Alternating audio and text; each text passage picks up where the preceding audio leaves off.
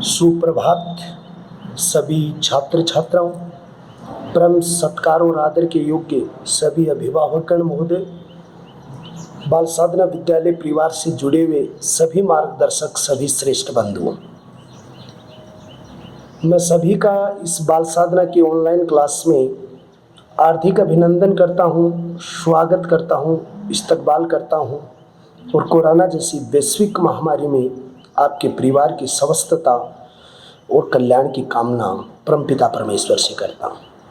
सभी छात्र छात्राओं से मेरा अनुरोध है कि अभी गवर्नमेंट की गाइडलाइन जारी नहीं हुई है, तो इस व्यवस्था और इस प्रकरण को ध्यान में रखते हुए अपनी नियमित पढ़ाई से आप जुड़े रहें, अपने कल्याण की ओर आप बढ़ते रहें।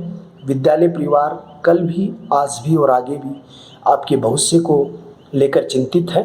संस्था प्रधान महोदय, निर्देशक महोदय बारंबार इसी प्रयास में है कि हर चीज़ बच्चों के हित में हो और उनका कल्याण।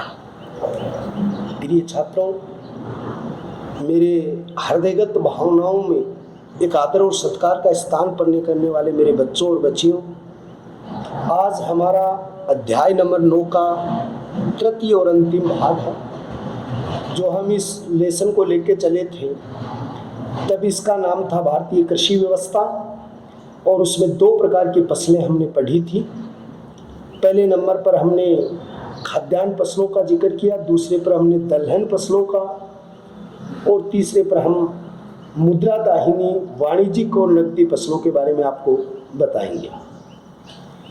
यानी जो टॉपिक है वो है मुद्रादायिनी। ये जो मुद्रादायिनी है, जिसको आप कह सकते हो वाणिज्यिक, जिसको आप कह सकते हो नकदी, वाणिज्यिक, मुद्रादायिनी और नकदी, ये 3 रूप से इस फसलों को जाना जाता है। ये तीनों फसलें भारत के 1/4 क्षेत्र में पैदा होती हैं। भारत का 1/4 जो क्षेत्र है, उस भारत के 1/4 क्षेत्र के अंतर्गत ये फसलें पैदा होती हैं। मुद्रादायिनी इन फसल को इसलिए कहते हैं कि इनसे पैसा प्राप्त होता है, मार्केट में बिक्री के लिए इसका जो उत्पादन करते हैं। वाणिज्यिक फसल का मतलब है जिसका प्रमुख उद्देश्य आपका व्यापार करना होता है, और फसल निकलने के बाद बाजार में बेचने से ये केवल आप नगद प्राप्त करने के लिए अपनी दैनिक आजीविका को व्यवस्थित रूप से आगे बढ़ाने के लिए आप इनका उपयोग करते हैं। इन नकदी फसलों में जो आपकी महत्वपूर्ण फसल है उनमें गन्ना है, कपास है, तिलहन है, जूट है, तंबाकू है और अफीम है। ये आपकी क्या है, नकदी फसलें हैं। और इन नकदी फसलों के अंतर्गत प्रथम जो नकदी फसल आती है सर्वश्रेष्ठ, वो गन्ना है। गन्ना भारतीय मूल का पौधा है, यानी इसका जो उद्भव देश है वो कौन सा है, भारत है। भारतीय मूल का पौधा है ये, या भारत में पैदा होने वाला पौधा। लेकिन जो बांस है, बांस वनस्पति का वंशज है। ये बांस वनस्पति का वंशज है। आप इसको भारतीय मूल का एक व्यापारिक पौधा कह सकते हो। उत्पादन और उत्पादक की दृष्टि विश्व में प्रथम स्थान भारत का है। उत्पादक व उत्पादन की दृष्टि से भारत का प्रथम स्थान है। लेकिन गन्ने का अगर वैसे औसत पैदावार देखी जाती है तो वो सबसे ज़्यादा कहाँ है, ब्राज़ील में गन्ना सर्वाधिक होता है। लेकिन भारत का क्षेत्रफल के हिसाब से वैसे उत्पादन और उत्पादक दोनों की दृष्टि से भारत है, लेकिन ब्राज़ील भारत से अधिक गन्ना पैदा करता है। और क्यूबा जो है उसको चीनी का कटोरा कहते हैं, वहाँ पर सर्वाधिक इस क्षेत्र में विकास हुआ है। भारत विश्व का 50% गन्ने का उत्पादन करता है। भारत विश्व के 50% गन्ने का उत्पादन करने वाला देश है।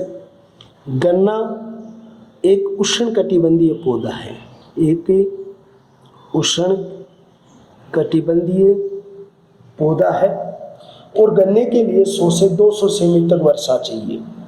जो गन्ना है, गन्ने के लिए 100 से 200 सेमी तक वर्षा चाहिए।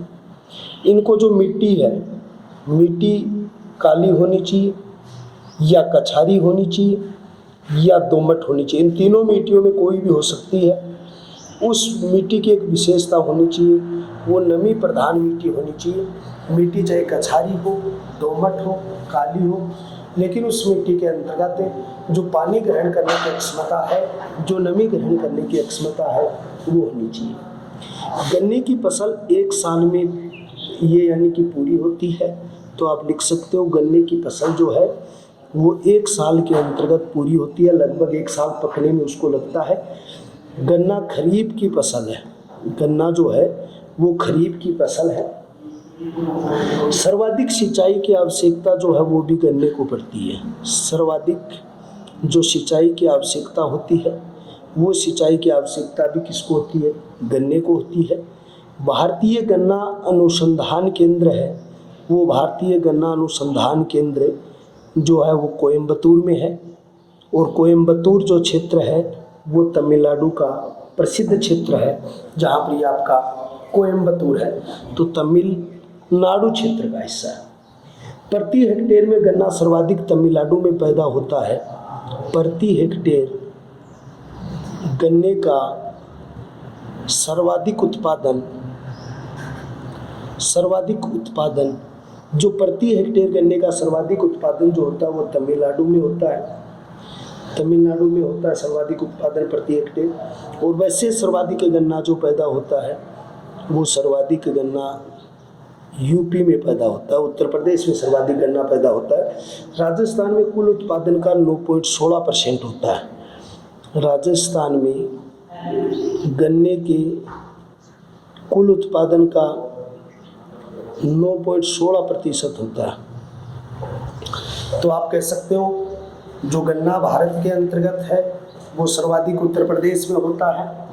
उस गन्ने की पैदावार में राजस्थान में 9.11% गन्ने की पैदावार होती है। राजस्थान में सर्वाधिक गन्ना जो पैदा होता है वो बूंदी में होता है। द्वितीय स्थान इसके अंतर्गत उदयपुर का है। और एक बात यहाँ से आता है कि राजस्थान में 20 से 30 हज़ार हेक्टेयर भूमि है। उस हेक्टेयर भूमि में गन्ने की पैदावार होती है। हेक्टेयर भूमि पर गन्ने की पैदावार होती है। गन्ने का प्रयोग होता है वो गुड़ में होता है, चीनी में होता है, अल्कोहल में होता है। चीनी की सर्वाधिक मिलें महाराष्ट्र में है, महाराष्ट्र के अंतर्गत विद्यमान है। ये सारी चीज़ें इसके अंतर्गत आपका होता है। ये बात आप करने पर है।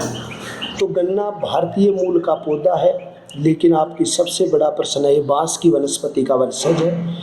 उत्पादक और उत्पादन दोनों की दृष्टि से भारत अग्रणी है। फिर ब्राज़ील का स्थान आता है। क्यूबा को चीनी का कटोरा कहते हैं। भारत विश्व का 50% गन्ना उत्पादन करता है। गन्ना एक उष्णकटिबंधीय पौधा है। गन्ने के लिए 100 से 200 सेमी तक वर्षा चाहिए। मिट्टी काली, कछारी और दोमट। लेकिन उसकी विशेषता में एक बात और पूछी जा सकती है, नमी युक्त तो होनी चाहिए। गन्ना खरीफ की फसल है। गन्ना उत्पादन केंद्र कोयम्बतूर तमिलनाडु क्षेत्र में है। प्रति हेक्टेयर गन्ने का सर्वाधिक उत्पादन तमिलनाडु क्षेत्र में है। सर्वाधिक गुड़, चीनी और अल्कोहल उद्योग में प्रयोग होता है। चीनी की सर्वाधिक मिलें महाराष्ट्र में है। गन्ना सर्वाधिक यूपी में पैदा होता है। राजस्थान में 9.16 है।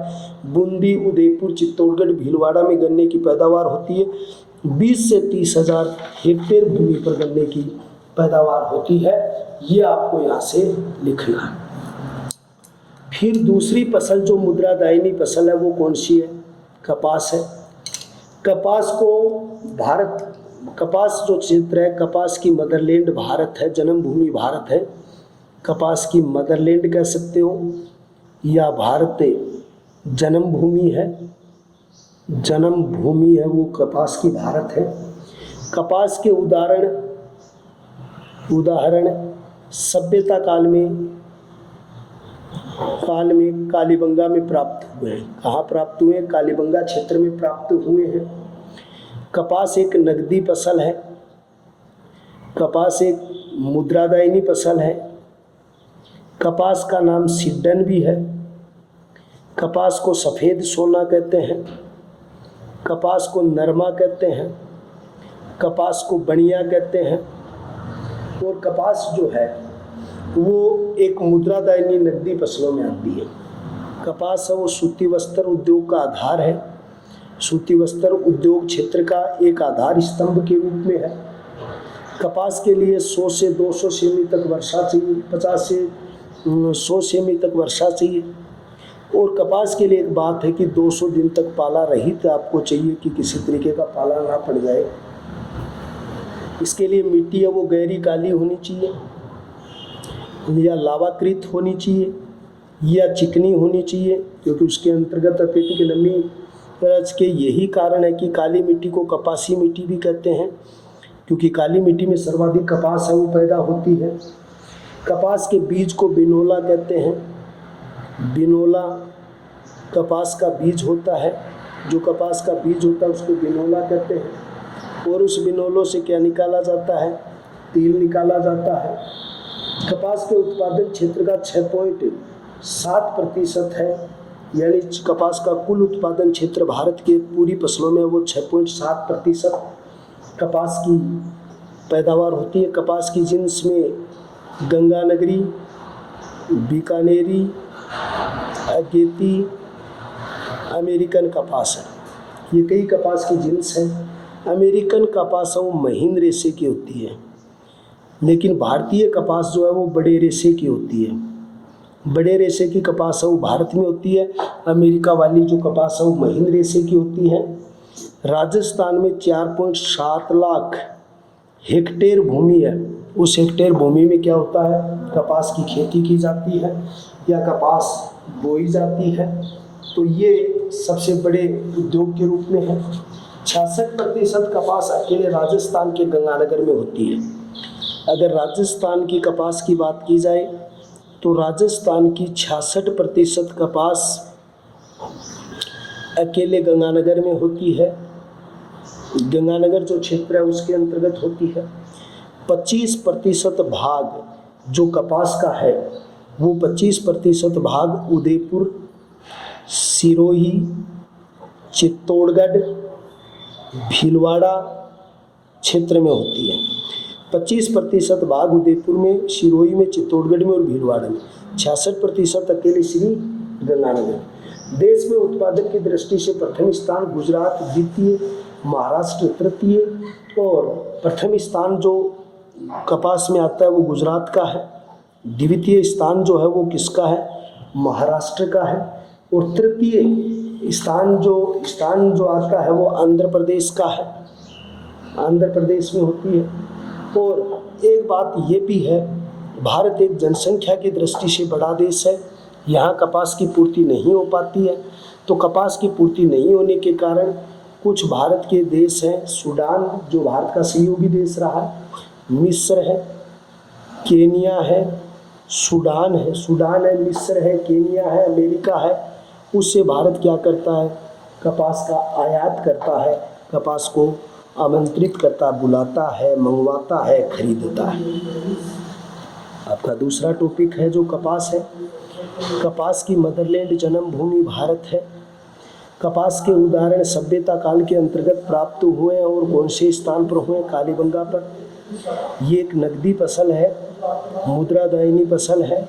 इसको आप सीडन कह सकते हैं, सफ़ेद सोना कह सकते हैं, नरमा कह सकते हैं, बनिया कह सकते हैं। कपास है वो सूती वस्त्र उद्योग की आधारशिला है। कपास में 50 सेमी से 200 सेमी तक की 100 सेमी तक वर्षा चाहिए, 200 दिन पाले रहित चाहिए। गहरी काली लावा चिकनी मिट्टी इसके लिए उपयुक्त है। काली और कपासी मिट्टी, काली मिट्टी को कहते हैं। बिनोला कपास का जो बीज होता है इससे तेल निकाला जाता है। भारत के कुल क्षेत्र का 6.7% क्षेत्र पर कपास होती है। इसके प्रमुख जिन्स हैं गंगानेगरी, बीकानेरी, अगेती और अमेरिकन कपास होती है वो महीन होती है। भारतीय कपास होती है वो बड़े रेशों की होती है। राजस्थान में 4.7 लाख हेक्टेयर भूमि पर कपास की खेती की जाती है। राजस्थान की 66% कपास अकेले श्री गंगानगर में की जाती है। 25% कपास उदयपुर, सिरोही, चित्तौड़गढ़ और भीलवाड़ा क्षेत्र में की जाती है। गुजरात प्रथम स्थान के ऊपर है कपास में, महाराष्ट्र द्वितीय स्थान पर है और आंध्र प्रदेश तृतीय स्थान पर है। लेकिन फिर भी कपास की पूर्ति नहीं होने के कारण सूडान से, मिस्र से, केनिया से और अमेरिका से भारत के अंतर्गत जो है वो कपास मंगवाई जाती है। यहाँ पर कपास है वो उन विदेशों से आयातित की जाती है, जिससे भारतीय सूती वस्त्र उद्योग है वो विकास की गति पर चलता रहे, तरक्की करता रहे। फिर एक टॉपिक शुरू होता है आपका, और उस टॉपिक का नाम है तिलहन। तिलहन वो होते हैं जो तेल प्रधान फसल होती है या जिससे तेल निकाला जाता है, वो तिलहन फसलें होती हैं। तो तिलहन फसल वो होती है जिससे तेल निकाला जाता है। तो देखिए, तिलहन भारत विश्व का 10% तिलहन पैदा करता है। तिलहन में क्या आता है, भारत विश्व का 10% तिलहन पैदा करता है या तिलहन में अग्रणी स्थान है। तिलहन रोबो दोनों फसलों में, रबी में भी हैं और खरीफ की फसल, दोनों ही फसलों में क्या होते हैं, तिलहन पैदा होते हैं। तिलहन की प्रमुख फसल जो भारत में होते हैं उसके अंतर्गत मूंगफली है।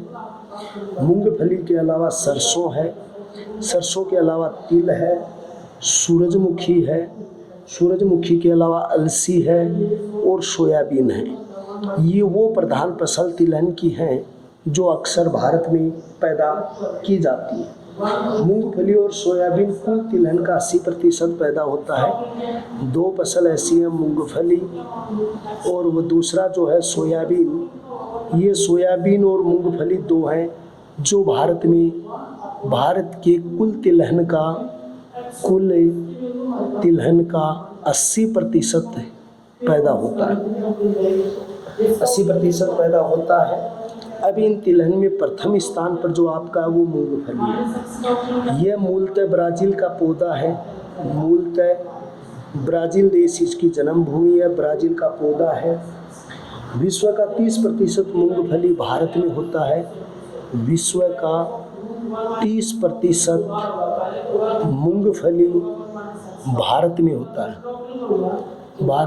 विश्व का 30% मूंगफली भारत में होता है। उसके बाद दूसरी चीज़ यहाँ पर ये आती है कि मूंगफली जो है कि कुल तिलहन का 45% पैदा विश्व का 30% होता है। अगर भारत की बात की जाए तो भारत के कुल तिलहन में 45% मूंगफली अकेली है जो पैदा होती है। मूंगफली अनुसंधान केंद्र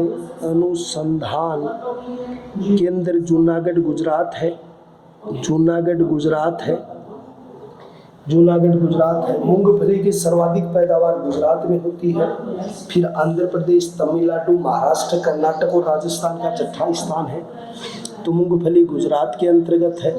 फिर आंध्र प्रदेश के अंतर्गत है दूसरे नंबर के ऊपर। तीसरे नंबर के ऊपर जो है वो तमिलनाडु है। तमिलनाडु के बाद महाराष्ट्र है। महाराष्ट्र के बाद में कर्नाटक है। कर्नाटक के बाद में राजस्थान है और राजस्थान का छठा स्थान है। राजस्थान का कौन सा स्थान है? छठा स्थान है।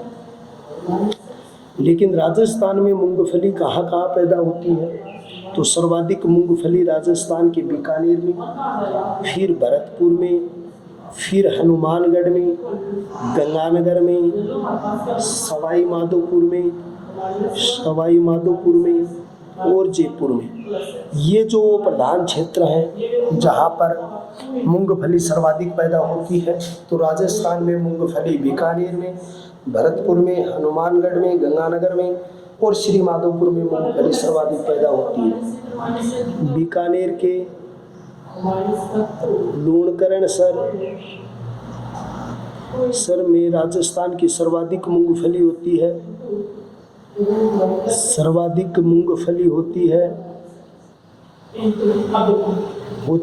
लूणकरण सर को राजस्थान का राजकोट कहते हैं। राजकोट जो है वो गुजरात में मूंगफली के लिए प्रसिद्ध है। गुजरात में मूंगफली जो है उसके उत्पादन के लिए काफ़ी प्रसिद्ध है। मूंगफली जो है उसकी प्रसिद्ध जिन्स है वो चंद्रा है।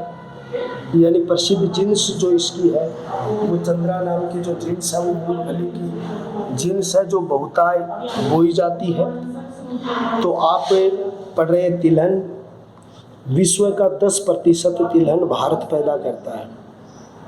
तिलहन दोनों फसलों में होते हैं, रबी में भी होता है और खरीफ में भी होता है। प्रमुख तिलहन में मूंगफली है, सरसों है, तिल है, सूरजमुखी है, अलसी है और सोयाबीन है। मूंगफली व सोयाबीन भारत के कुल तिलहन का 80% है। तिलहन में मूंगफली मूलतः ब्राज़ील का पौधा है। विश्व का 30% मूंगफली भारत में पैदा होता है। भारत में कुल तिलहन 45% जो है वो किसका स्थान है? मूंगफली का है।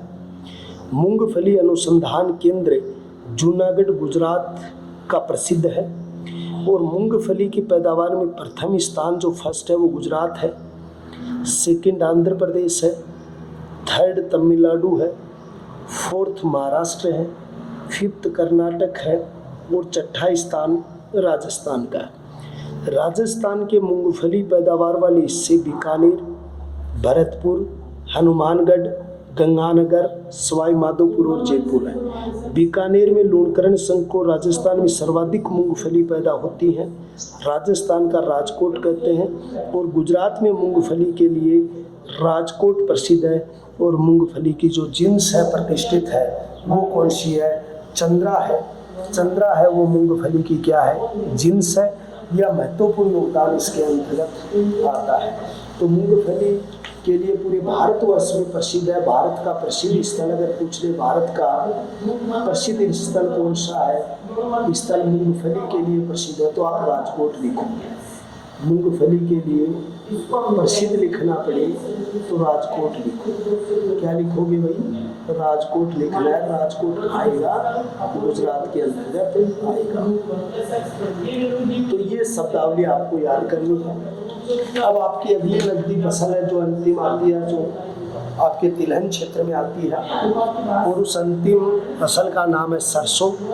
ये भी एक तिलहन फसल के रूप में काम में आती है। तो चलो हम सरसों का अध्ययन करते हैं। विश्व का सर्वाधिक सरसों है वो भारत में पैदा होता है। विश्व का सर्वाधिक सरसों भारत में पैदा होती है, भारत में। और भारत की सर्वाधिक सरसों राजस्थान में पैदा होती है। राजस्थान की सर्वाधिक सरसों गंगानगर में होती है। राजस्थान की सर्वाधिक सरसों गंगानगर में होती है। विश्व की सर्वाधिक सरसों भारत में, भारत की सर्वाधिक सरसों राजस्थान में, और राजस्थान की सर्वाधिक सरसों जो है राजस्थान की श्री गंगानगर में पैदा होती है। ये आपको लिखना है। देश की कुल तिलहन का 35% सरसों है। देश के कुल तिलहन का 35% सरसों की पैदावार है। देश के कुल तिलहन का 35% तिलहन में सरसों है। राजस्थान में 41% सरसों भारत की पैदा होती है। सरसों जो है प्रतिशत तिलहन पैदा करता है सरसों के क्षेत्र में। राजस्थान में 41% सरसों तिलहन के क्षेत्र में पैदा होती है। यानी पूरे भारत की राजस्थान 41% तिलहन पैदा करता है सरसों के क्षेत्र के अंतर्गत। देश की 85% सरसों उत्तरी भारत में होती है। देश की 85% सरसों, देश की 85% सरसों उत्तरी भारत में पैदा होती है। एक बार इतने बिंदु देखिए। विश्व का सर्वाधिक सरसों है वो भारत में पैदा होता है, और भारत का सर्वाधिक सरसों जो है वो राजस्थान में होता है। राजस्थान का सर्वाधिक सरसों श्री गंगानगर में होता है। देश की 85% सरसों उत्तरी भारत में होती है। देश के कुल तिलहन का 35% जो है वो सरसों का है। राजस्थान में 41% भारत की जो है वो सरसों पैदा की जाती है, या भारत की जो कुल सरसों है वो 41% राजस्थान के अंतर्गत पैदा होती है। इसके बाद में जो अगला बिंदु आपका आता है, इसी में सरसों में प्रथम स्थान राजस्थान का है। तो अब जो हम प्रमुख बिंदु है वो ये है, सरसों में प्रथम स्थान राजस्थान का, लेकिन द्वितीय स्थान उत्तर प्रदेश, सेकंड स्थान जो है उत्तर प्रदेश का है, तृतीय स्थान मध्य प्रदेश का है, तृतीय स्थान जो है वो मध्य प्रदेश का, चतुर्थ स्थान जो है वो गुजरात का है। तो चौथे नंबर पर गुजरात है, तीसरे नंबर पर मध्य प्रदेश, दूसरे पर उत्तर प्रदेश, प्रथम पे राजस्थान है। लेकिन सरसों अनुसंधान केंद्र पूछ ले आपको, अनुसंधान केंद्र, तो वो सेवर भरतपुर में है। कहाँ पर है? सेवर भरतपुर में है। इसके अलावा अरंडी, वो भी एक तिलहन है। अरंडी का 65% गुजरात में पैदा होती है और 25% राजस्थान में पैदा होती है। सोयाबीन 70% मध्य प्रदेश में होता है और 20% महाराष्ट्र में होता है। मध्य प्रदेश को एक नाम से जाना जाता है soya state. Soybean 70% Madhya Pradesh में होता है, 20% महाराष्ट्र में होता है, इसको सोया स्टेट कहते हैं। अरंडी का 65% गुजरात में होता है, 25% राजस्थान के अंतर्गत होता है। सोयाबीन के अंतर्गत 22% प्रोटीन होती है और 40% इसके अंतर्गत क्या होता है? ऑयल होता है। तो आप लिखेंगे कि सरसों का प्रथम स्थान राजस्थान का, सेकंड स्थान उत्तर प्रदेश, तृतीय मध्य प्रदेश, चतुर्थ गुजरात। सरसों अनुसंधान केंद्र सेवर भरतपुर 1993 में स्थापित हुआ था। अरंडी का 65% गुजरात क्षेत्र में, 25% राजस्थान क्षेत्र के अंतर्गत है। सोयाबीन 70% मध्य प्रदेश है, 20% महाराष्ट्र है। सोया स्टेट मध्य प्रदेश को कहते हैं। 22% प्रोटीन है, 40% ऑयल के अंतर्गत है। एक बात और भी बता दूं, हार्ट के पेशेंट के लिए सूरजमुखी बहुत ही महत्वपूर्ण है। और सूरजमुखी वो सर्वाधिक कहाँ होती है? कर्नाटक में होती है। तो आपको एक बात पूछ लिया जाता है, सूरजमुखी कहाँ होती है? कर्नाटक में सर्वाधिक होती है। लेकिन सूरजमुखी का जो तेल है वो हार्ट के जो पेशेंट हैं उनको के लिए बड़ा अच्छा रहता है। फिर बात है कि फसलों का या कृषि का भारतीय अर्थव्यवस्था में योगदान, तो आपका टॉपिक होगा कृषि का भारतीय अर्थव्यवस्था में क्या योगदान है। पहले नंबर का बिंदु है रोजगार के साधन। देखो, अगर देखा जाए तो कृषि भारत की अर्थव्यवस्था का मुख्य आधार है। आज भारत के 55.6% लोग प्रत्यक्ष रूप में रोजगार प्राप्त कर रहे हैं। वो किससे कर रहे हैं? कृषि से कर रहे हैं। फिर दूसरा कारण था ये सकल घरेलू उत्पाद में योगदान। सकल घरेलू उत्पाद के अंतर्गत योगदान 1951 में 55.11% था। 1990 में ये 44% हुआ, लेकिन 2011-12 में ये 15 पॉइंट हुआ, 43, और वर्तमान में 14 के लगभग % योगदान जो आपका है वो वर्तमान में 14% जो है वो योगदान कृषि का महत्वपूर्ण माना गया। लेकिन दूसरी बात, एक बात मानी जाती है कि विदेशी व्यापार में भी कृषि का महत्वपूर्ण है। बहुत सारे प्रोडक्ट हमारे द्वारा निर्यात किए जाते हैं। तो अगर देखा जाए 2.07% योगदान विदेशी व्यापार में है। आज हमारे उद्योग हैं उनमें जो कच्चे माल के रूप में, जैसे सूती वस्त्र उद्योग के लिए कपास है, चीनी उद्योग के लिए गन्ना है, तो आप कह सकते हैं उद्योगों के कच्चे माल की आपूर्ति के रूप में भी एक उद्योग के रूप में है। और दूसरा सबसे अंतिम फायदा ये है, हमारे उद्योग विकसित होने में कृषि का योगदान है। लेकिन औद्योगिक उत्पादों के लिए जो बाज़ार की व्यवस्था हुई है, बाज़ारों का जो विकास हुआ है, बाज़ारों ने जो तरक्की की है, वो भी महत्वपूर्ण योगदान जो माना जाता है वो भारतीय कृषि का है।